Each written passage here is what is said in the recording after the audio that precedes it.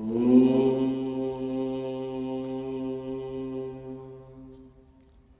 श्री परमात्मने नमः। ॐ श्री गणेशाय नमः।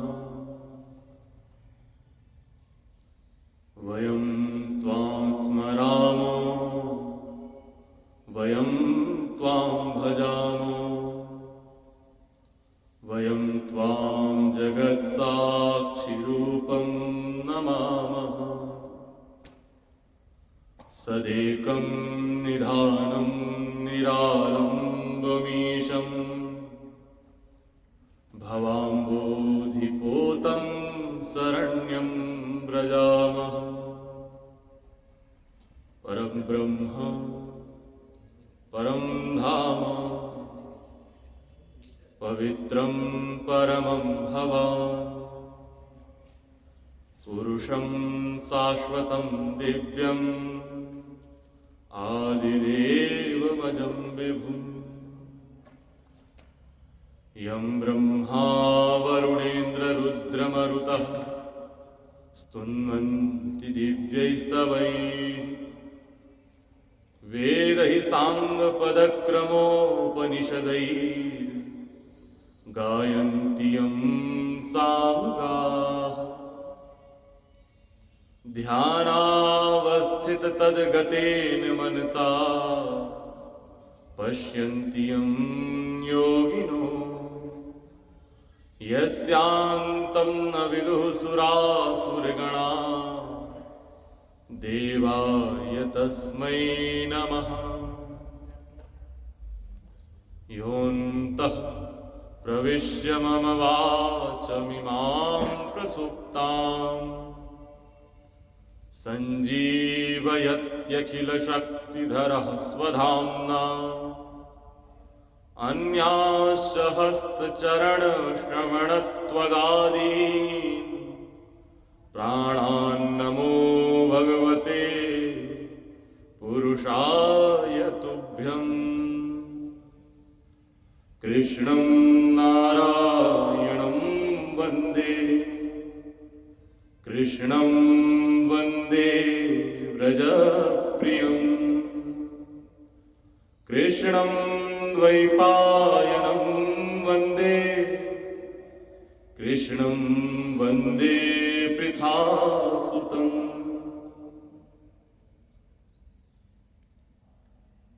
राम राघव राम राघव राम राघव रक्ष माम्। राम राघव राम राघव राम राघव रक्ष माम्। कृष्ण केशव कृष्ण केशव कृष्ण केशव पाहि माम्। कृष्ण केशव कृष्ण केशव कृष्ण केशव पाहि माम्। राम राघव राम राघव राम राघव रक्ष माम्। कृष्ण केशव कृष्ण केशव कृष्ण केशव पाहि माम्। राम राघव राम राघव राम राघव रक्ष माम्। कृष्ण केशव कृष्ण केशव कृष्ण केशव पाहि माम्। कृष्ण केशव पाहि माम्। पूर्वात् पूर्व परम अखिलेश्वर अकारण करुणा वरुणालय भक्तवांछा कल्पतरु करुणा निधान जगत के पालन करता, संहार करता, सृजन करता, जगत नियंता, जगदाधार, जगदीश्वर, परब्रह्म, परम तत्व परमात्मा के चरणों में साष्टांग दंडवत प्रणाम एवं तदुपरांत अनंत वंदनीय परम आचरणीय पूज्य श्री महाराज श्री के चरण कमलों में बारंबार प्रणाम।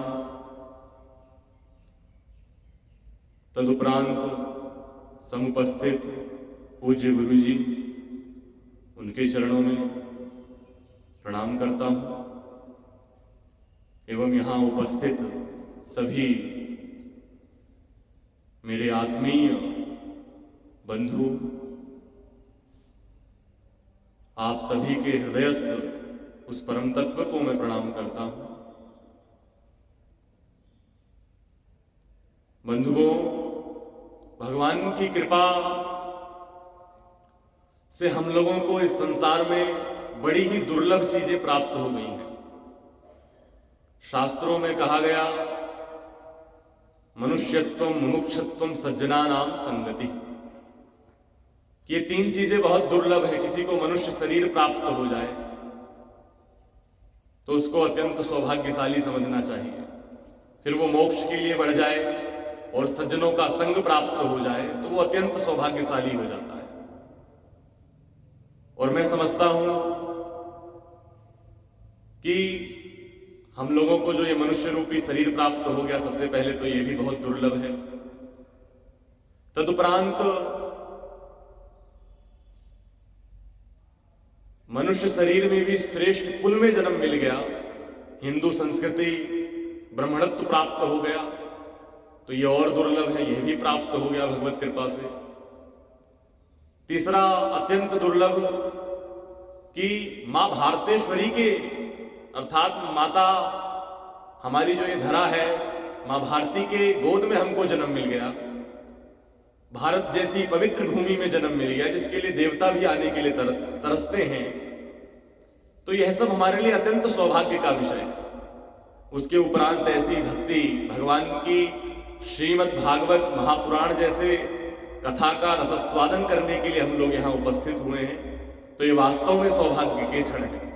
भगवान की यह पावन पुनीत कथा श्रीमद् भागवत महापुराण, श्रीमद् भागवती वार्ता सुराणाम अपि दुर्लभा। यह जो श्रीमद् भागवत कथा है, ये देवताओं के लिए भी दुर्लभ है। वह भी इसको प्राप्त करने के लिए तरसते हैं, परंतु हमको और आपको सौभाग्य मिला है कि हम श्रीमद् भागवत जैसे महापुराण को स्पर्श करें, उसे प्रणाम करें, उसका श्रवण करें। और आप देखेंगे संपूर्ण संसार में जो भी भगवान की कथाएं होती हैं, उसका मूल उद्देश्य होता है कि भक्त के जो हृदय में द्वेष है, राग है, कलह है, क्लेश है, उससे उसको दूर कर दे और उसका अंतःकरण विशुद्ध कर दे, पवित्र कर दे। उसके उपरांत वह तो स्वयं ही भगवान के चरणों में भक्ति में लग जाएगा और भगवान की आराधना करने लगेगा, मोक्ष को प्राप्त कर लेगा। तो ऐसे ही भगवान का यह पावन पुनीत चरित्र श्रीमद् भागवत महापुराण, भगवतः प्रोक्तम भागवतम, भगवान ने जो बोला वही है श्रीमद् भागवत महापुराण, साक्षात भगवान का ही स्वरूप है। और भी कहा गया, भगवतः अस्मिन् अस्ति इति भागवतम, कि भगवान के भक्तों की चर्चा जिस ग्रंथ में है वह श्रीमद् भागवत महाग्रंथ है। और जो ये श्रीमद् आगे लगता है भागवत जी के, उसके लिए कहा गया, शास्त्रों में कहा, श्री प्रचुरतायाः यस्मिन् अस्ति सा श्रीमद्, अर्थात श्री जिसमें प्रचुर मात्रा में है। श्री हमारी परम दुलारी राधा मां के लिए भी प्रयोग करते हैं हम लोग, श्रीजू जो कहते हैं, तो वे श्री उनका भी द्योतक है। तो ऐसा ये पावन पुनीत ग्रंथ श्रीमद् भागवत महापुराण। और आप देखें, महर्षि वेदव्यास जी ने इसकी रचना की। संपूर्ण पुराणों को लिखने के उपरांत उन्होंने ये लिखा, जब उनके मन की तृप्ति नहीं हो रही थी, तब उन्होंने भक्ति, ज्ञान, वैराग्य और त्याग का जो अद्भुत संगम है वह इसमें संकलन किया भक्तों के लिए। जो कुछ नहीं कर सकता वो केवल इसको श्रवण करके मुक्ति को प्राप्त कर सकता है। ऐसा ये श्रीमद् भागवत महापुराण है, जिसमें आज हम सभी प्रवेश करेंगे। और भगवान को प्रणाम ही कर सकते हैं, हम इसमें प्रवेश भी क्या ही करेंगे। भगवान की कथा है, हम और आप कितना वर्णन कर सकते हैं, कितना वर्णन करेंगे, क्योंकि हरि अनंत, हरि कथा अनंता। भगवान की कथा अनंत है, क्योंकि भगवान का स्वरूप भी अनंत है, इसलिए उनके भक्तों का चरित्र, उनकी कथा स्वयं की भगवान की अनंत है। यहां तक शास्त्रों में कहा गया, विष्णोर नुकम वीर्याणि प्रोवाचम यह पार्थिवानी विममे रजानिसी, कि एक बार के लिए पृथ्वी पर जितने कण हैं वह हम और आप गिन सकते हैं, परंतु यदि हम ये सोचें कि भगवान की शक्ति का अंदाजा लगा लेंगे, उनकी कथाओं, उनमें जो उनका वर्णन होता है उसको जान सकेंगे, तो ये तो मूर्खतापूर्ण बात होगी। एक बार के लिए पृथ्वी के कणों को गिनना संभव है, परंतु उस भगवान के पावन पुनीत जो उसकी शक्तियां हैं, यत्र तत्र सर्वत्र व्याप हैं, उसको जान पाए कोई, संपूर्ण उसका कोई वर्णन कर दे, तो ये संभव नहीं है। तो ऐसे ही वह भगवान नारायण का साक्षात स्वरूप श्रीमद् भागवत महापुराण है। और यहां तक कहा गया श्रीमद् भागवत जी के बारे में कि नित्यम भागवतम यस्तु पुराणम पठते नरः प्रत्यक्षरम भवेतस्य कपिलादानजम फलम, कि जो मनुष्य प्रतिदिन श्रीमद् भागवत पुराण का पाठ करता है, उसके एक एक अक्षर का जब वो उच्चारण करता है, तो उसको कपिला जो गौ होती है, सर्वश्रेष्ठ गौ, उसके दान का फल प्राप्त होता है। तो इतना प्रभावशाली ग्रंथ है ये श्रीमद् भागवत महापुराण। और कहा गया, यह पठेत प्रयतो नित्यम श्लोकम भागवतम सुत अष्टादश पुराणानाम फलमाप्नोति मानवः, कि जो प्रतिदिन पवित्र चित्त होकर के भगवान का ध्यान करते हुए इसके श्लोकों का पाठ करता है, उसे 18 पुराणों के फलों की प्राप्ति हो जाती है, केवल और केवल भागवत पुराण का पाठ करने से। तो इतना अत्यंत प्रभावशाली यह ग्रंथ है, जिसके बारे में समस्त शास्त्र, समस्त वेद उपनिषद जिसको बखानते हैं। और इतना ही नहीं, अपितु यहां तक कहा गया श्रीमद् भागवत महापुराण में कि यत्र यत्र चतुर्वक्त्र श्रीमद् भागवतम भवेत गच्छामि तत्र तत्राहम गौर यथा सुतवत्सला, गौर यथा सुतवत्सला, कि जहां जहां पर श्रीमद् भागवत कथा होती है, वहां पर चतुर्वक्त्र भगवान विष्णु, भगवान नारायण, हमारे आराध्य, जैसे गाय के पीछे बछड़ा पीछे पीछे आ जाता है, वैसे ही भगवान की कथा जहां पर हो रही होती है, वहां पर स्वयं भगवान आकर के उपस्थित हो जाते हैं, वहां पर स्वयं उनकी कृपा होती है उनके भक्तों पर। तो यह अत्यंत पावन चरित्र है, हृदय को पवित्र करने वाला है, और हमारा और आपका सौभाग्य है कि हम मनुष्य शरीर प्राप्त करके मां भारती की गोद में जन्म लेकर के ऐसी धराधाम पर और मोक्ष को प्राप्त करने के लिए सज्जनों का संग कर रहे हैं, ऐसे इस पावन पुनीत चरित्र का श्रवण कर रहे हैं। एक बार देवर्षि नारद जी से उनके एक शिष्य जिज्ञासु ने पूछा कि प्रणाम करके कि कस तरती माया, कि किस प्रकार से इस माया से हम और आप तर सकते हैं प्रभु। परमात्मा की ये त्रिगुणात्मिका सृष्टि है, इससे यदि किसी को पार होना हो तो वह किस प्रकार हो सकता है। तो महर्षि नारद जी उसकी शंका का समाधान करते हुए कहते हैं, यह संगांस त्यजति यो महानुभावाम सेवते निर्ममो भवति, कि जो दुर्गुणों का त्याग कर देता है, जो दुसंगति का त्याग कर देता है, अर्थात दुष्ट जनों का जो त्याग कर देता है, उससे अभिप्राय है कि जो सज्जनों का संग कर लेता है, क्योंकि जब हम सज्जनों का संग करेंगे तभी तो उस दुष्ट प्रवृत्ति को त्याग कर पाएंगे। और वही सज्जनों की संगति तो वही है सज्जना नाम संगः सत्संगः, जो सज्जनों का संग करा दे वही तो सत्संग है। अच्छे लोगों के साथ हमारा उठना बैठना हो जाए, हमारे विचार अच्छे हो जाएं, किसी को आहत ना करें, किसी को ठेस ना पहुंचाएं, तो वो सब कुछ तो हमें केवल और केवल सत्संग में प्राप्त होता है। तो यह केवल भगवान कह रहे हैं कि जो लोग दुष्ट लोग का त्याग करके सज्जनों का संग कर लेते हैं और उनके संग से उनका जो ममता होती है उनके हृदय में, वो निर्ममो हो जाते हैं, वो उनकी ममता रहित हो जाते हैं, केवल और केवल उनकी ममता भगवान से जुड़ जाती है। तो उनके लिए कहा सा तरती, वह लोग तर जाते हैं। और केवल ये सब कुछ कब होगा? जब हमारा मन, हमारा चित्त भगवान का इस संसार में कीर्तन करेगा, उनके नाम का रसस्वादन करेगा। तो उनकी महिमा का, उनके नाम का रसस्वादन कराने के लिए यह श्रीमद् भागवत महापुराण ग्रंथ है।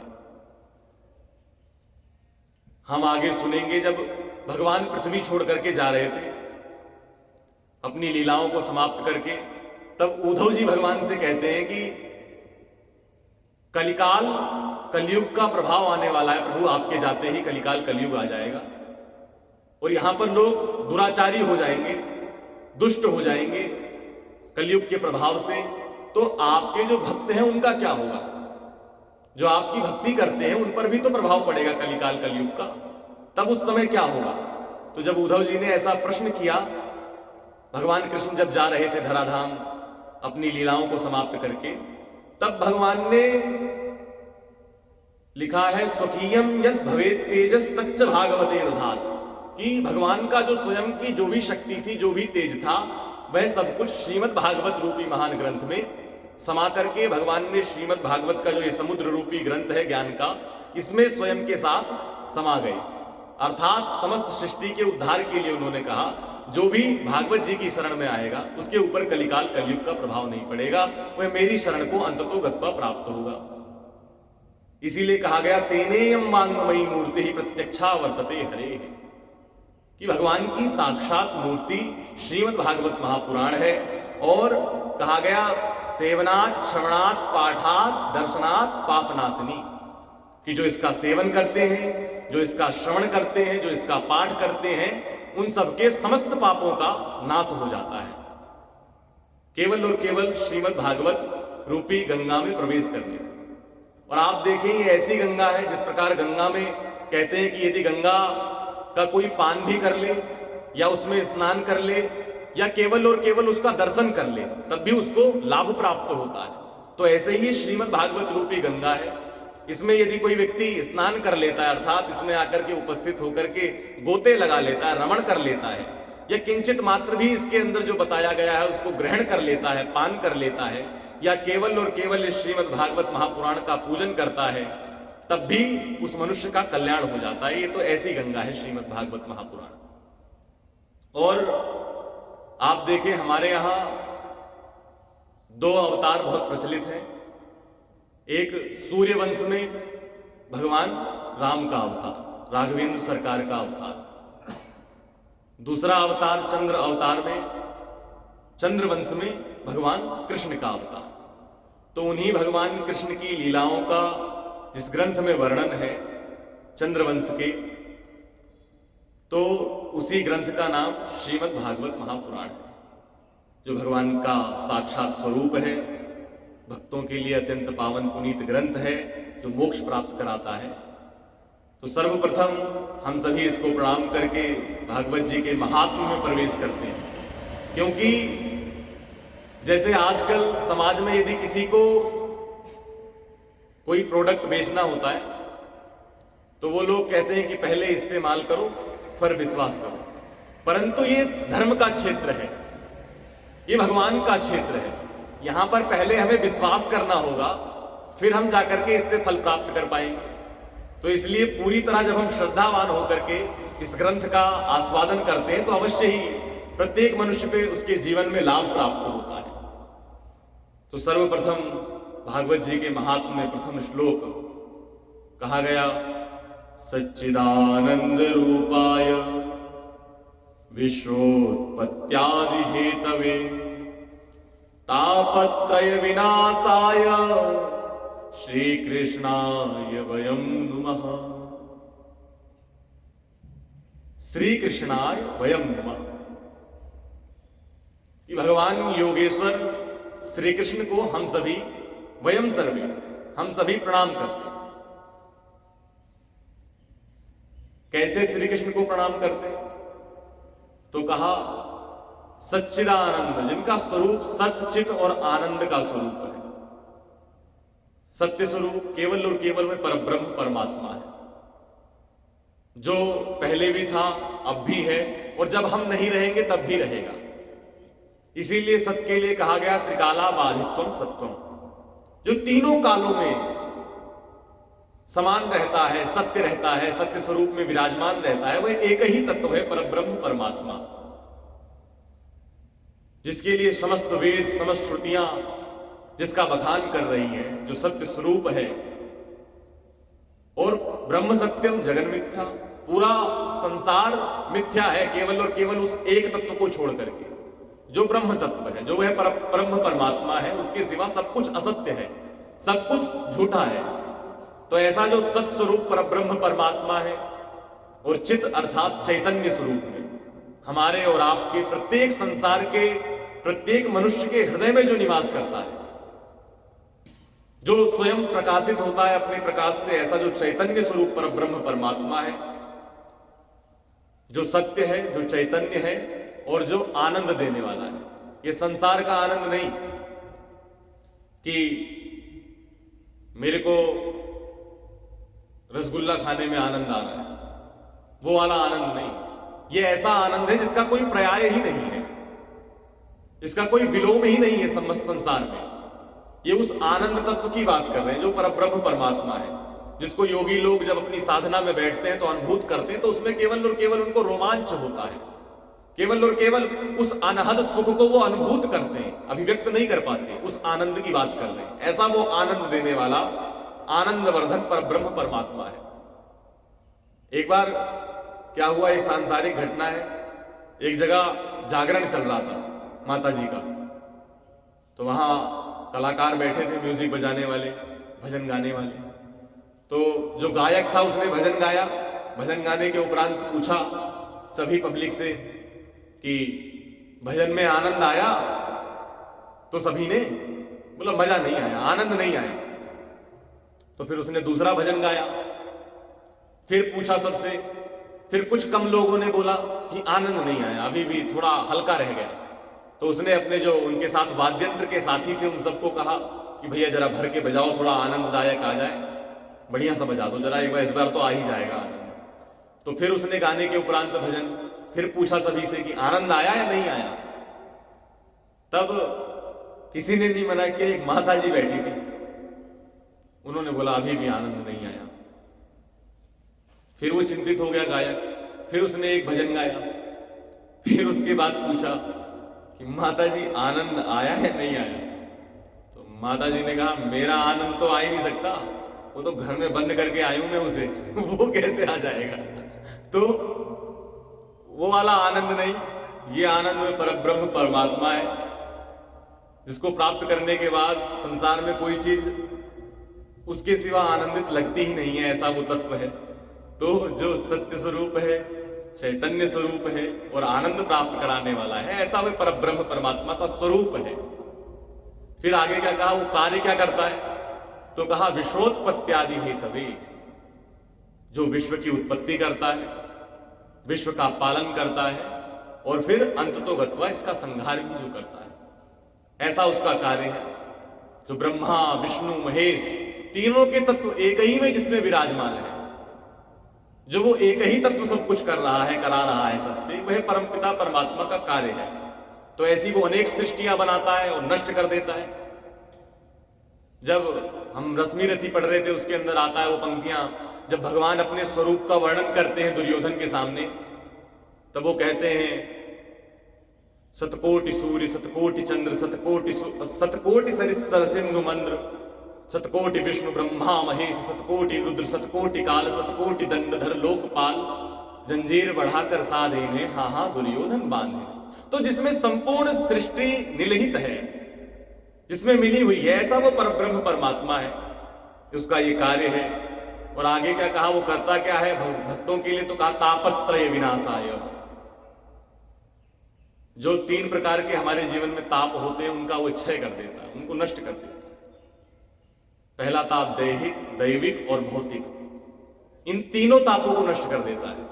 यदि कोई सच्ची श्रद्धा भाव से परमात्मा के चरणों में बैठ करके उसका भजन कीर्तन करता है तो उसके जीवन से ये तीनों ताप स्वयं ही नष्ट हो जाते हैं। कहते हैं ना कि दैहिक दैविक भौतिक तापा राम राज नहीं काहू ही व्यापा, कि जब भगवान सतयुग, त्रेता और द्वापर का समय था। तो जब भगवान राम का समय था तो उस वक्त किसी को भी किसी भी प्रकार का दुख नहीं था। ये भगवान राम का प्रभाव है भक्तों के जीवन में। तो दैहिक ताप वो होता है जो हमारे व्यक्तिगत कार्यों से हमको प्राप्त हो जाता है।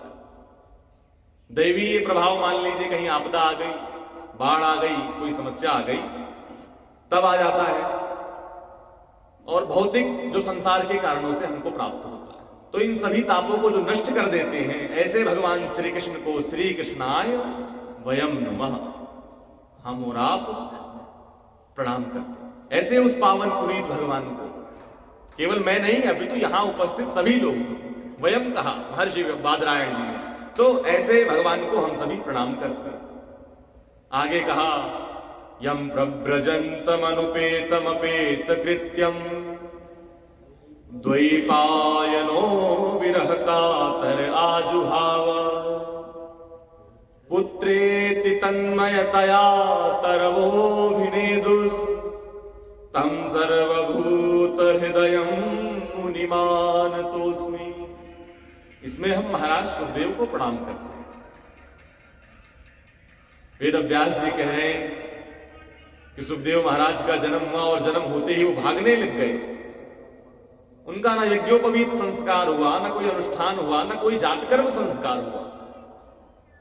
धरती पर आते ही वे सन्यास के लिए, संसार के कल्याण के लिए निकल पड़े। और उनके पिता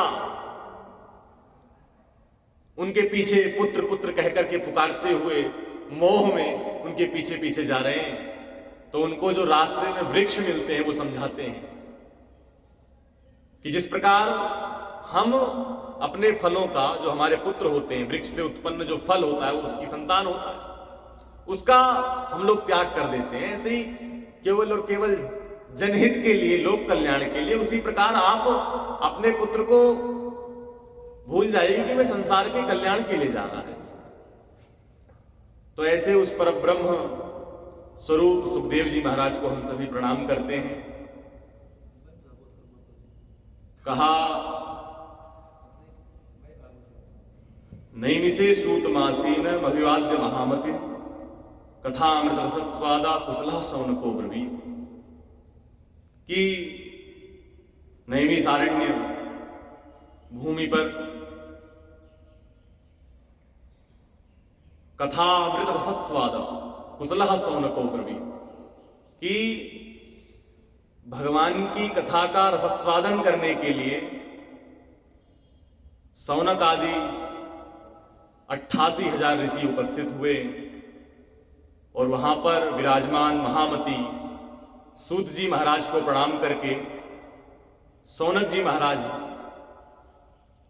सूत जी से कहते हैं अज्ञान ध्वांत विध्वंस कोटि सूर्य समप्रभा सूताख्या ही कथा सारम मम कर्ण रसायन। कि सूत जी को जब उन्होंने प्रणाम किया उसके उपरांत कह रहे हैं आपका ज्ञान करोड़ों सूर्य के समान हमारे अज्ञान का, अंधकार का नाश करने के लिए है। तो आप सूताख्या ही कथा सारम मम कर्ण रसायन, कि हमारे दानों की जो औषधि हो ऐसी कोई कथा आप हमसे कहिए। तो भक्ति ज्ञान विरागाप्तो विवेको वर्धते महान माया मोह निरासस्स वैष्णवैः क्रियते कथम। हमारे ज्ञान और वैराग्य को प्राप्त होने वाले, महान विवेक की वृद्धि करने वाले वैष्णव लोग किस प्रकार इस माया मोह संसार से निवृत्त हों और परमात्मा के चरणों में उनका मन लगे, उस प्रकार की कोई कथा जो हमारे कर्णों के लिए औषधि के समान हो, वह आप हमसे कहिए। उसका हम रसस्वादन करना चाहते हैं, वह सुनना चाहते हैं। और ऐसा कोई साधन बताइए, कृष्ण प्राप्ति करम शाश्वत साधनम तद्वदाधुना, कि जिससे भगवान कृष्ण की प्राप्ति हो जाए, ऐसा कोई साधन हमको आप बताइए जिससे संसार में रहते हुए सभी भक्तों के लिए जो कल्याणकारी हो। ऐसा कोई साधन आप हमें बताइए। और कहा चिंता मणिर्लोक सुखम सुरद्रुह स्वर्ग संपदम प्रयच्छति गुरु प्रीतो वैकुंठम योगी दुर्लभ। कि चिंतामणि लोक का सुख दे सकती है और कल्पवृक्ष स्वर्ग की संपदा दे सकता है, परंतु यदि गुरु प्रसन्न हो जाए, प्रयच्छति गुरु प्रीतो वैकुंठम योगी दुर्लभ, तो जो योगियों को भी दुर्लभ होता है वो वैकुंठ वह प्राप्त हो जाता है। तो ऐसे आप करके कुछ ऐसा वर्णन करिए जो हमारे इस संसार के लिए, प्रत्येक मनुष्य के लिए कल्याणकारी हो। सोनक जी महाराज सूत जी से कहते हैं। सूत जी महाराज फिर कहते हैं कि तुमने संसार के कल्याण की कामना से, संसार के हित के कामना से प्रश्न पूछा है। तुम्हारे हृदय में भगवान का प्रेम है, इसलिए मैं उसका वर्णन करता हूं जो इस संसार में प्रत्येक मनुष्य के लिए कल्याणकारी है, प्रत्येक मनुष्य का उद्धार करने वाली कथा है, जिसके लिए कहा काल ब्याल मुखग्रास त्रास निर्णास हेतवे श्रीमद् भागवतम शास्त्रम कलौ कीरेण भाषितम। कि कलयुग में जो कलयुग के प्रभाव से सभी के सभी उसके भाजन होते जा रहे हैं, कलयुग के, उससे बचने के लिए जो कलौ कीरेण भाषितम, जो सुखदेव जी महाराज ने कहा, ऐसा श्रीमद् भागवत महापुराण रूपी जो ये ग्रंथ है उसे मैं कहता हूं जो संसार में प्रत्येक मनुष्य के जीवन में कलयुग के प्रभाव को खत्म करके उसके जीवन में परमात्मा की कृपा करेगा। ऐसा अत्यंत प्रभावशाली श्रीमद् भागवत महापुराण है। और कहा जन्मांतरे भवेत् पुण्यम तदा भागवतम लभे, कि जब मनुष्यों के एक जन्म नहीं अनेक जन्मों के पुण्यों का उदय होता है तब उसे भागवत जैसे महान ग्रंथ का श्रवण करने का अवसर प्राप्त होता है या कहने का अवसर प्राप्त होता है। कहा एक बार जब सुखदेव जी राजा परीक्षित को यह कथा सुना रहे थे सभा में विराजमान होकर के, तो वहां पर देवताओं को पता चला कि सुखदेव जी महाराज राजा परीक्षित को श्रीमद् भागवत महापुराण श्रवण करा रहे हैं। तो देवता लोगों को पता चलते ही वे वैकुंठ से, स्वर्ग से अमृत कलश ले आकर के राजा परीक्षित के पास आए और वहां पर उपस्थित सुखदेव जी महाराज से कहने लगे कि एवं विनिमये जाते सुधा राज्ञा प्रपीयताम प्रपास्यामो वयम सर्वे श्रीमद् भागवतामृतम, कि आप ये अमृत कलश ले लीजिए और जो ये परीक्षित जी को आप श्रीमद् भागवत कथा का श्रवण कराने जा रहे हैं यह हमें दे दीजिए और ये अमृत कलश दे करके इन्हें अमर कर दीजिए, इनको ये मृत्यु को प्राप्त नहीं होंगे, ये जीवित रहेंगे। तो इस प्रकार जैसे ही उनका ये चिंतन देखा देवताओं का सुखदेव जी महाराज ने, तो मन में चिंतन करने लग गए, क्व सुधा क्व कथा लोके क्व काचः क्व मणिर्महान ब्रह्मरातो विचार्यैवं तदा देवांच हासः। मन में हंसने लग गए, कहां पर कांच और कहां पर मणि, ये किससे किसकी तुलना कर रहे हैं, अमृत से और ये श्रीमद् भागवत महापुराण। ये अमृत तो कांच है परंतु ये श्रीमद् भागवत महापुराण तो मणि के समान है। उनको अनाधिकारी समझ करके वापिस भेज दिया। श्रीमद् भागवती वार्ता सुराणाम अपि दुर्लभा, देवताओं के लिए भी दुर्लभ, उन्हें प्राप्त नहीं हुई। और राजा परीक्षित को सुखदेव जी महाराज ने कथा सुनाई और उन्हें मोक्ष प्राप्त हो गया। जैसे ही ये देवताओं ने देखा तो तुरंत वे ब्रह्मा जी के पास गए और ब्रह्मा जी भी संशय में पड़ गए कि इतनी शक्तिशाली ग्रंथ श्रीमद् भागवत महापुराण का आस्वादन करते ही परीक्षित को मोक्ष प्राप्त हो गया। तो उन्होंने, ब्रह्मा जी ने समस्त शास्त्रों को एक तराजू में रख दिया और दूसरी तरफ श्रीमद् भागवत महापुराण रखा। तो वहां पर केवल और केवल श्रीमद् भागवत पुराण का पल्ला जो था वो भारी रहा और समस्त शास्त्र वह सबका सब हल्का पड़ गया। केवल और केवल श्रीमद् भागवत महापुराण की महिमा रह गई। तो इसीलिए पठनात् श्रवणात् सद्यो वैकुंठ फलदायकम, जो इसका पठन करता है, श्रवण करता है और सुनता है तो अवश्य ही उसको वैकुंठ प्राप्त होता है। आज की कथा को हम सभी यहीं विराम देंगे। और आगे की कथा कल सुनेंगे। आइए पुनः भगवान के नाम का संकीर्तन करते हुए आज के इस सत्र को यहीं विराम देते हैं। राम राघव राम राघव राम राघव पाहि मां। राम राघव राम राघव राम राघव पाहि मां। कृष्ण केशव कृष्ण केशव कृष्ण केशव पाहि मां। कृष्ण केशव कृष्ण केशव कृष्ण केशव पाहि मां। राम राघव राम राघव राम राघव रक्ष मां। कृष्ण केशव कृष्ण केशव कृष्ण केशव पाहि मां। राम राघव राम राघव राम राघव रक्ष मां। कृष्ण केशव कृष्ण केशव कृष्ण केशव पाहि मां। धर्म की जय हो, अधर्म का नाश हो, प्राणियों में सद्भावना हो, विश्व का कल्याण हो। गौ माता की जय हो, श्रीमद् भागवत महापुराण की जय हो। नमः पार्वती पतये, हर हर महादेव।